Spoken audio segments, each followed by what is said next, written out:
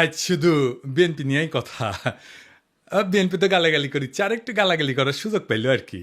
আগে তিনজন মুরব্বী নিয়ে কথা, মুরব্বী নেতা নিয়ে কথা, আগে মাপছে আনি প্রত্যেকে শ্রদ্ধাভাজন রাজনীতিবিদ। প্রথমে মির্জা ফখরুল ভাই কইছেন ইউনূস সাহেব দয়া কইরা তাড়াতাড়ি নির্বাচনটা দেন। আর সরকারকে ইউনূস সাহেবকে বলতেছি আপনিও দয়া করে এটা তাড়াতাড়ি করেন। তাড়াতাড়ি করলে কি হবে যে জনগণ ভোট দিয়ে তার নিজস্ব সরকার তৈরি করতে পারে। দেখেছেন সুর নরম হয়েছে, কি হুঙ্কার দিচ্ছিল বিএনপির লোকজন। 3 দিন আগে গেছিল নির্বাচনের দাবিতে মাঠে নামিচ্ছে বিএনপি, আন্দোলনের হুমকি দিয়েছিল বিএনপি। করেন আন্দোলন, ঈদ তো গেছে, করেন আন্দোলন, নাকি সামনের ঈদের পরে করবেন। এই হুঙ্কার আবার ইন্ডিয়ান পত্রিকা আসে, দেখেন কি লিখেছে।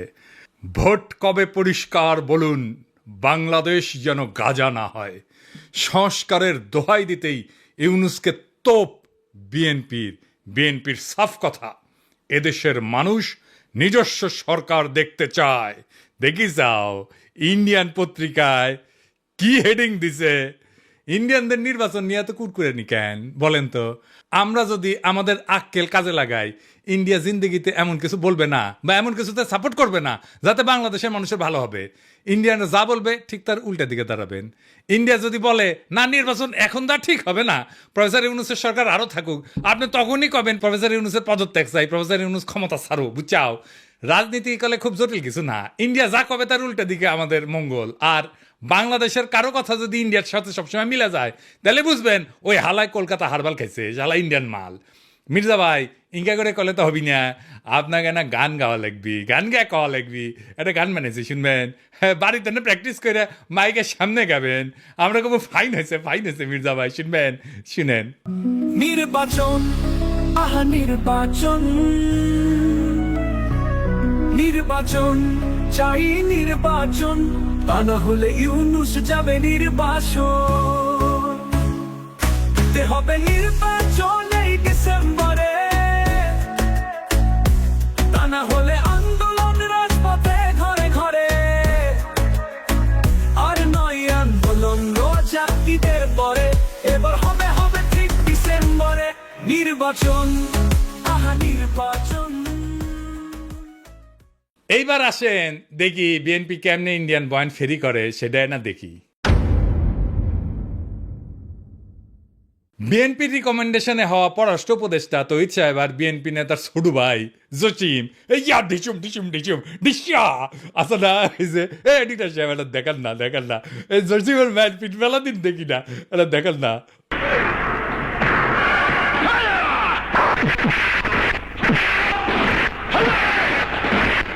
আর দেখি যাও ক্যাঙ্কা হিরোইনছি এই জসিম কইল যে 1971 জন্য পাকিস্তানে ক্ষমা চাইতে হবে। তো এটা তো আমি আর ইন্ডিয়ান বয়ান। তো এই পানি পড়া সে কই থেকে আসিছে? ইন্ডিয়া থেকে আসিছে, তাই না? সে একই পানি পড়া মির্জা ফখরুল সাহেব পাইছেন, দেখেন উনি কি বলেন। পাকিস্তান সেনাবাহিনী সেই হত্যাযজ্ঞ করেছিল, তার জন্য আজ পর্যন্ত কিন্তু ক্ষমা চায় নাই।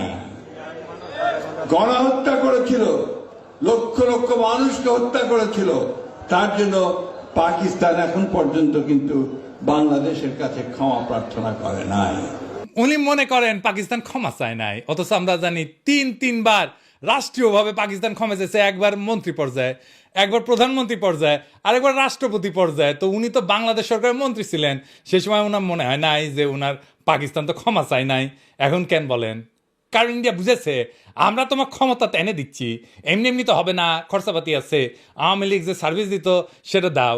কি সার্ভিস? জাহাপনা। মির্জা ফখরুল কইছে পাকিস্তানকে বাম্বু দিবা, ইন্ডিয়া কইছে, তো উনি বাম্বু দিলেন। আচ্ছা এবার বলেন তো, এই দল পাকিস্তানের সাথে স্বাভাবিক সম্পর্ক করতে পারবে? ইন্ডিয়া যে ফ্যাসিবাদ চালাইলো, কোনোদিন কইছে বিএনপি ইন্ডিয়া ক্ষমা চাইতে? নাকি বলবে জিয়ারে তো খুন করেছে তাই না? এটা কোনোদিন বলিছে? বলে নাই। কিন্তু ইন্ডিয়া আমাদের বন্ধু দেশ বলতে বলতে মুখে ফেনা তুলে ফেলিছে। দেখেন, ভারত আমাদের প্রতিবেশী, সবচেয়ে বড় প্রতিবেশী, আমাদের বন্ধু। আমাদের যুদ্ধের সময় 1971 যুদ্ধের সময় আমাদের সহযোগিতা করেছিল। আমরা ভারতের কাছে সবসময় প্রত্যাশা করি যে ভারত বাংলাদেশের মানুষের পাশে দাঁড়াবে। যাই হোক মির্জা ভাই, আপনি তো বলেন মুক্তিযুদ্ধ করেছেন, এটি সেই সময়ের গল্প শুনবার চাই। মানে কোটি কোটি যুদ্ধ করেছেন, কোটি ট্রেনিং নিছেন, কারা কারা আপনার সহযোদ্ধা ছিল, কবে অস্ত্র জমা দিলেন, কি অস্ত্র ব্যবহার করেছেন, মানে হাউস আছে কেন পাকিস্তানের উপরে যেমন বিলা, আপনি তো মনে লয় যে সখানিক পাকিস্তানি আমি জয় বাংলা করেছেন, না গল্প করবেন হাউস আছে আমার কলে। চুপি চুপি কই মির্জা ভাই, আপনার উপরে না হেভি স্টাডি করেছি। কেন করেছি জানেন? আপনারা বোঝার জন্যে স্টাডি করে পেয়েছি কি জানেন না, খারাপ কিছু কমু না, আপনার লাইফ হিস্ট্রি কিন্তু ইন্টারেস্টিং। আপনি ঢাকা কলেজের ইকোনমিক্সের টিচার হিসেবে ক্যারিয়ার শুরু করেন, শিক্ষকতার ক্যারিয়ার, পরে ঠাকুরগাঁও কলেজে ইকোনমিক্সের অধ্যাপক ছিলেন, খুবই জনপ্রিয় টিচার ছিলেন, ছাত্ররা আপনার ক্লাস করার জন্য উন্মুখ হয়ে থাকতো, মার্শাল্লাহ। আবার অদ্ভুতভাবে আপনি বাংলাদেশ সরকারের পরিদর্শন এবং আয় ব্যয় পরীক্ষণ অধিদপ্তরের একজন অডিটর হিসেবে কাজ করেছেন। এই প্রফেসর হওয়ার পরে শিক্ষা বিভাগে আবার ডিজি আসিলেন। এমন সেলিব্রেটেড শিক্ষকের জীবন চাইরা অডিটর কেন হইলেন, এটা মিলাইতে পারি নাই। তাই আপনার জীবনের গল্প আপনার কাছ থেকে শোনার ইচ্ছা থাকলো। আমার ক্ষুদ্র ভ্রাতার ভগিনীরা আপনাদের কয়ে রাখি, কারো সম্পর্কে জানতে হইলে এভাবে ডিক করবেন, খুঁড়বেন, তারপরে তাই আপনি ভালো তার ডিল করতে পারবেন। যাই হোক, এবার আরেক বিএনপির সিনিয়র নেতারে নিয়ে আলাপ করি। হ্যাঁ, আমির খসরু মাহমুদ। যে সরকার জনগণের ভোটে নির্বাচিত হবে তারা জনগণের কাছে দায়বদ্ধ থাকবে, জবাবদিহি থাকবে, সেটা যেই সরকারই হোক। কোনো মহামানবকে বাংলাদেশের দায়িত্ব দেওয়ার জন্য বাংলাদেশের মানুষ নির্বাচনে, এই বাংলাদেশের মানুষ আন্দোলন সংগ্রাম করে নাই, ত্যাগ স্বীকার করে নাই। আর কোনো মহামানব কোনো দেশের গণতন্ত্রের সমাধান দেবে, তার জন্য বাংলাদেশের জনগণকে অপেক্ষা করতে হবে, এটা বিশ্বাস করার কোনো কারণ নেই। আমির খসরু ভাই উনি কইছে, নির্বাচিত সরকার জবাবদিহি করবে জনগণের কাছে, কোন মহামানবকে ক্ষমতায় বসানোর জন্য বাংলাদেশের মানুষ আন্দোলন সংগ্রাম করে নাই, ত্যাগ স্বীকার করে নাই। উনি ত্যাগ স্বীকার করেছেন, ওটা ত্যাগ স্বীকারটা এটা দেখে আসেন। হ্যাঁ, আমির খসরু ভাই, আপনি তো ডিসেন্ট মানুষ, আশা করি আপনি ক্ষমতায় গেলে তো বটেই, ক্ষমতায় যাওয়ার আগেও জবাবদিহিতা করবেন, তাই না? আচ্ছা আমির খসরু ভাই, এই যে হোটেল সেরিনা আপনার ছিল তো না? এখন আপনি কইবেন যে আমি মালিকানা ছেড়ে দিছি, কথা সত্য মানলাম, আপনি মালিকানা ছেড়ে দিচ্ছেন। কয়টা জিনিস বলেন তো, যে জমিটা যার উপরে দাঁড়িয়ে আছে হোটেল সেরিনা, এটা তো চট্টগ্রাম স্টক এক্সচেঞ্জের জমি, তাই না? ওই সময় আপনি চট্টগ্রাম স্টক এক্সচেঞ্জের চেয়ারম্যান ছিলেন, তাই না? তো কি কি হয়েছিল আমি বলি খুশি ভাই, কিছু মনে করেন না, আমার কনফিউশন হয়েছে, কনফিউশন দূর করে দাও আপনার দায়িত্ব। আপনি বিএনপির অতি গুরুত্বপূর্ণ নেতা, আপনি জবাবদিহিতার কথা বলেন, আপনার দলের হাতে রাষ্ট্রের দায়িত্ব যাবেন, আসেন কি কি হয়েছিল দেখি, কোথাও ভুলে নিলে ধরে দেন, তাই না? মানুষের ভুল বোঝা ঠিক না আপনারে, তাই না? 1995 থেকে 2001 সাল আপনি তখন, এটা আওয়ামী লীগের আমল, আপনি তখন চট্টগ্রাম স্টক এক্সচেঞ্জের চেয়ারম্যান ছিলেন। এই সময় রাজুক থেকে ঢাকার Banani road number 17 plot number 27 Chittagong stock এক্সচেঞ্জের টাওয়ার নির্মাণের জন্য কেনা হয়, মাশাআল্লাহ। কিন্তু সমস্যাটা হইতেছে, ভবিষ্যতে এই জমি আপনার ব্যক্তিগত মালিকানায় পরিণত হবে। কেমনে হবে? এটা বিশাল স্টাডির ব্যাপার, মেলা সময় লাগিছে কলে, এমন কঠিন ভাবে এটা খাইছেন আপনি, মাশাআল্লাহ, জটিল ভাবে খাইছেন কলে আপনি। এটা আপনার আমার স্যালুট জানানো লাগে। যদি এরকম জমি জমার লোভ টোপ থাকলে হইনি না আমি কল আপনার ছাত্র হইলাম নি। কি চমৎকার ভাবে যে আপনি খাইছেন এটা। তো জমিটা পাইছেন, রেজিস্ট্রেশন হয়নি এখনো রাজুক থেকে। তো 25শে সেপ্টেম্বর 1999 সালে 74তম বোর্ড মিটিংয়ে চট্টগ্রাম স্টক এক্সচেঞ্জে সিদ্ধান্ত হয় যে প্লটটা ডেভেলপারকে দেবেন। ডেভেলপারটা ঠিক করে ফেলেন, আপনার নাম হচ্ছে গোলাম সারোয়ার। মুশকিলটা হইতেছে উনি আপনার ভগ্নিপতি। তখন প্লটের রেজিস্ট্রেশনই হয় না। রেজিস্ট্রেশন হওয়ার আগে আইনত আপনি ডেভেলপার নিয়োগ দিতেই পারেন না। আপনি ডেভেলপারকে নিয়োগ দেন ওই মিটিংয়েই, এটা একটা প্রক্রিয়ার লঙ্ঘন, কারণ এটা তো আপনার ব্যক্তিগত প্রতিষ্ঠান না। 19শে জানুয়ারি 2000 সালে রাজুকের সাথে রেজিস্ট্রেশন হয় আপনার চট্টগ্রাম স্টক এক্সচেঞ্জের। আপনার চেয়ারম্যান থেকে নিজের ভগ্নিপতিকে ডেভেলপারের দায়িত্ব দিতে পারেন? হ্যাঁ, আপনি মুরব্বী মানুষ, জিজ্ঞেস করলাম আর কি। মানে ধরেন আমি যদি কখনো চট্টগ্রাম স্টক এক্সচেঞ্জের চেয়ারম্যান হই, আমি কি আমার ভগ্নিপতিরে স্টক এক্সচেঞ্জের জমিতে বিল্ডিং বানানোর জন্য ডেভেলপার হিসেবে নিয়োগ দিতে পারবো নাকি পারবো না? এরা কয়া দিলেন আর কি, এনে শুনলাম মুরব্বী মানুষ না। আচ্ছা, এইবার 15 নভেম্বর 1999 75তম বোর্ড মিটিং, মানে একটা পরেই আর কি, এখানে সিদ্ধান্ত হয় যে গোলাম সারোয়ারের সঙ্গে চুক্তি হবে যে চট্টগ্রাম স্টক এক্সচেঞ্জকে উনি বেসমেন্ট এবং 5টা ফ্লোর দেবেন, মানে 6টা আর কি। ভালো কথা, এই 5টা ফ্লোরের কথা মনে রেখেন, বেসমেন্ট সারা 5টা। হ্যাঁ, এরপর 13 ফেব্রুয়ারি 2000 সালে চট্টগ্রাম স্টক এক্সচেঞ্জের বোর্ডকে পাশ কাটায় স্টক এক্সচেঞ্জের সিইও ওয়ালিউল মারুফ মার্টিন এবং গোলাম সারোয়ার আপনার ভগ্নিপতি, এই দুইজনের মধ্যে একটা আনরেজিস্টার্ড চুক্তি হয় যে চুক্তি কখনো রেজিস্ট্রেশন হয়নি। আপনি আগে বোর্ডের মিটিংয়ে ডিসিশন নিয়েছিলেন 5টা দিবেন ফ্লোর, এইখানে আপনি লিখলেন 4টা ফ্লোর দিবেন। হ্যাঁ, এটা কমে গেল আর কি। এইটা অবৈধ চুক্তি এবং জালিয়াতিপূর্ণ চুক্তি। এইখানে পেনাল কোড 467, 468 এবং 471 ধারা লঙ্ঘন হয়েছে। হ্যাঁ, আইনের ভাষায় কইলাম আর কি।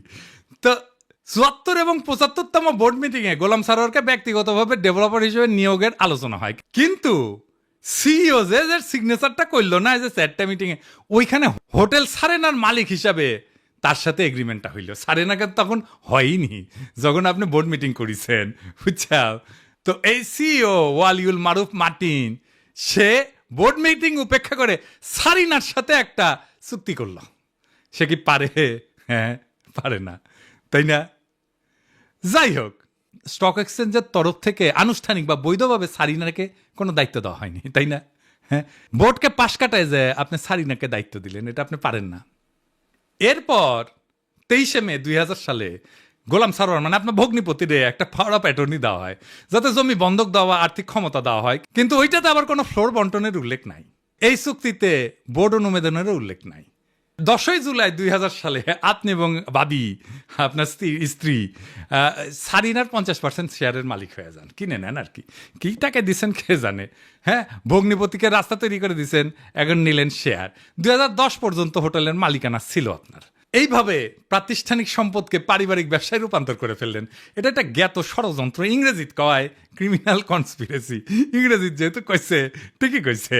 হ্যাঁ, 20শে নভেম্বর 2004 সাল রেজিস্ট্রেশন হয় জমিটার গোলাম সারোয়ারের নামে। অদ্ভুত ব্যাপার। তবে দলিলে সম্পূর্ণ ভবনের উল্লেখ নাই, দামে ব্যাপক গড়মিল দেখানো হয়, এটি সরকারকে রাজস্ব ফাঁকি দেওয়া হয়। দলিলে প্রকৃত দাম না দেখানো পেনাল কোডের 420 সিটিং এই ধারার আওতায় পড়ে। এইবার ভবন নির্মিত হয়, আলহামদুলিল্লাহ। জিলাপি টিলাপি খাওয়া হয়, বিলার টিলার দেওয়া হয়। ভবনের অনুমোদন ছিল কত? 15 তলার। আপনি ভবনটা বাড়াইছেন কত? 20 তলা, 5 তলা এক্সট্রা। 12 হাত কাকুরের 13 হাত বেশি দেখেছি না, সেরকম 15 তলা অনুমোদিত বিল্ডিং এর 20 তলা হয়ে যাওয়া দেখলাম আমরা। এটা রাজুকের নিয়ম ভঙ্গ কইরা অবৈধ নির্মাণ, নগর উন্নয়ন আইনের গুরুতর লঙ্ঘন। আর চট্টগ্রাম স্টক এক্সচেঞ্জের 4টা ফ্লোর পরে এটা কমায় 4টা করা হয়েছিল না, সেটা আসলে যে অতিরিক্ত ফ্লোর বানায় দুটো থেকে দেওয়া হয়েছে। মানে মাছের তেলে মাছ ভাজিছেন, পুরা বিল্ডিং আর জমিন মালিক হয়ে গেছে আমির খুরশিদ মাহমুদের পরিবার।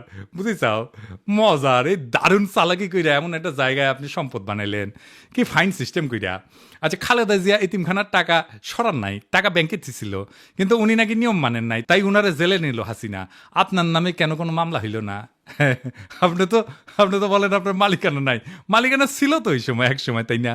ওই মালিকানার কি আপনি নিতে পারেন? আপনি ডিউ ডিলিজেন্স করেছিলেন, করেন নাই। আপনি জানতেন না 15 তলার পারমিশন নিয়ে 20 তলা বানানো হয়েছে? হ্যাঁ, তাও তো শেয়ার কিনেছেন। আপনার তো ডিউ ডিলিজেন্সই ধরা পড়ে যাওয়ার কথা।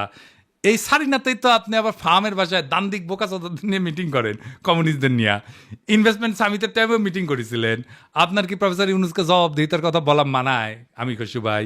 হ্যাঁ, আগে দেখতাম মানুষ রাজনীতি করতে এসে গরিব হয়, বাংলাদেশে দেখতেছিস খালি সবাই বড় লোক হয়, বড় লোক হয়, বড় লোক হয়, টেকায় খালি টেকা। আমির খুশি ভাই, এটাই সমস্যা। কি সমস্যা হচ্ছে? টেকা কামানোর জন্য রাজনীতি যদি কেউ করে, তার মাথার তো খালি টেকা আর ধান্দা ঘুরবি। রাষ্ট্র তো একটা হিউজ রিসোর্স, তাই না?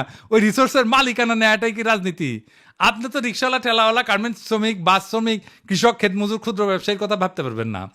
দল মুরুক্ষ সদাদের পাইবেন, আইসা গালাগালি করবে। শীর্ষ নেতারা মেদিনীপুরের ভাষায় কথা বলবে, আর মুরুক্ষ সদাদের আইসা আমার মালওয়ান করবে, গালি দিবে। সব আর্কাইভ করা আছে। ইলেকশনের আগে গালির কোলাস কইরা কোন নেতার সাথে ওই মুরুক্ষ সদা ছবি তুলিছে, সেগুলো দিয়ে এপিসোড বানামুনি। মিলিয়ন মিলিয়ন দেখে দেখবি, ফ্রি ক্যাম্পেইনে করে দিব। আমি কিছু ভাই, আমি তো আমার শেষ হয়নি কথা। এটা কেস স্টাডি লিখেছি আপনার সারিনা কেলেঙ্কারি নিয়া। এই কিচ্ছা একাডেমিয়াতে ঢুকে দেবো, খালি আওয়াজ দিচ্ছি না, আমার কথাবার্তা হয়ে গেছে গলে ফাইনাল। কেস স্টাডির নাম দিচ্ছি কি জানেন? The hotel Sarina controversy, conflict of interest and abuse of power in Bangladesh. এটা মেলা জায়গায় পড়ানো হবি, এটা কর্পোরেট গভর্নেন্সে পড়ানো হবি, কনফ্লিক্ট অফ ইন্টারেস্টে পড়ানো হবি, ম্যানেজমেন্টে পড়ানো হবি, পলিটিক্যাল সায়েন্সে পড়ানো হবি। কোনটি না, কতগুলো জায়গায়। আর দিন সাথে যাবি ফাইনাল করার জন্যে, আপনি বিখ্যাত হয়ে যাবেন। কইছিলাম না আমাকে লেরো না। হ্যাঁ, কাকে লেরতে কাকে লেরে ফেলেছেন এবার মির্জা আব্বাস ভাই। মির্জা আব্বাসে ভাবিছিলাম কিছু কমু না, এরে ওরে দিয়া মেসেজ পাঠায়, আমি যেন আর কিছু না কই, আমি যেন তারে না ধরি। আবার নিজে তার দলের কর্মীদের লালায় দেয়, কয় নাকি সোজা হয়ে যাব। শুনেন। আপনার ফেসবুক চালান নাকি? চালান? জবাব দেন না কেন? জবাব নাকি ফেসবুকের মধ্যে উল্টাপাল্টা কথা লেখে, জবাব দিয়ে দিয়ে এগুলা সোজা হয়ে যাবে। মিথ্যা কথা বলবেন, অপপ্রচার করবেন, অপকথা বলবেন, কথা বলবেন, কুকথা বলবেন, একটা মানসিক চরিত্র হরণ করবেন, এগুলো কি ভাই? আমরা রাজনীতি ছেড়ে দেবো, আপনারা একটু দেশে আসেন।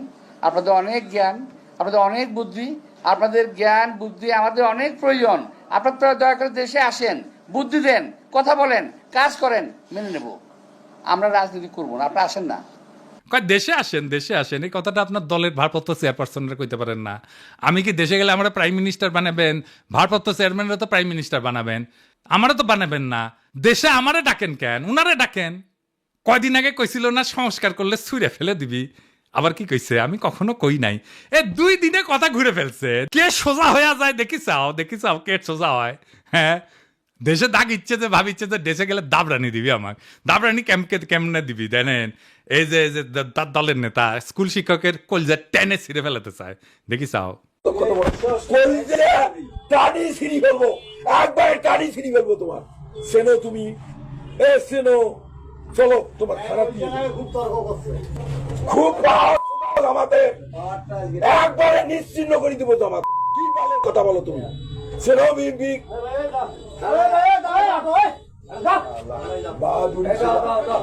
তোমার নামে আমি মামলা দেবো। অবিলক্ষণ দাও। কি বলবো ও দাও, আমি থানা দেয়া, আমি ওখানে ইসরায়েল লিখবো, লিখি ওকে অ্যারেস্ট করে দিয়ে তারপরে আমি আসবো। কুড়িগ্রামে কি কয়, ক্ষমতা না আসতে আসতেই এই শুরু করেছেন। ক্ষমতা গেলে কি করবেন এটা পাবলিক জানে। আপনাদের তো উন্নতি হইতেছে না, ক্রমাগত অবনতি হইতেছে। দুঃশাসন শুরু করলে আবার লড়াই শুরু করব। দেশের মানুষকে তো আর অরক্ষিত রাখা যায় না। মির্জা আব্বাস ভাই, আমি সোজাই আছি, কিন্তু আপনারা একেবারে ফ্ল্যাট করে দেবো, একেবারে হুতায় দেবো, উঠবার পারবেন না। এই বুড়া বয়সে আপনি কল্পনা করতে পারতেছেন না আপনারা আমি কোন দিক দিয়ে ধরবো। মিশা কথা আমি কইছি, কোন কথাটা মিশা কইছি কইবেন? হ্যাঁ, কোন সেক্টরে মুক্তিযুদ্ধ করেছেন, কার সাথে যুদ্ধ করেছেন? আমি নানাভাবে ক্রস চেক করিয়া কইছি আপনি বালের মুক্তিযুদ্ধ করেছেন, মুক্তিযুদ্ধের নামে মিথ্যাচার করেছেন। দিন বদলাইছে মির্জা আব্বাস ভাই, শেরের উপরে শোয়াশের আছে।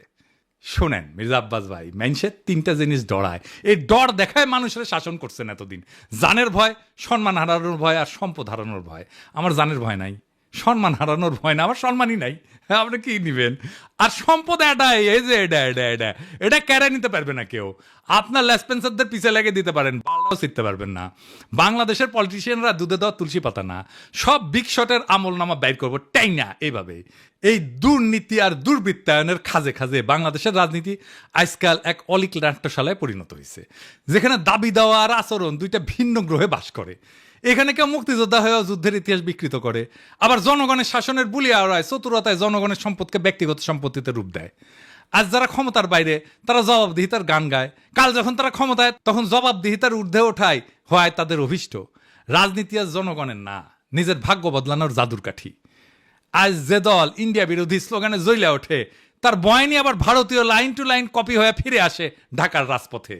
যারা বলেন আমরা নির্বাচিত সরকার চাই, তারাই আবার নির্বাচন আগে নয় পরে টাইপের গানের লিরিক গায়। কেন? হ্যাঁ, কারণ এবার মিউজিক ইন্ডিয়া বানাইছে।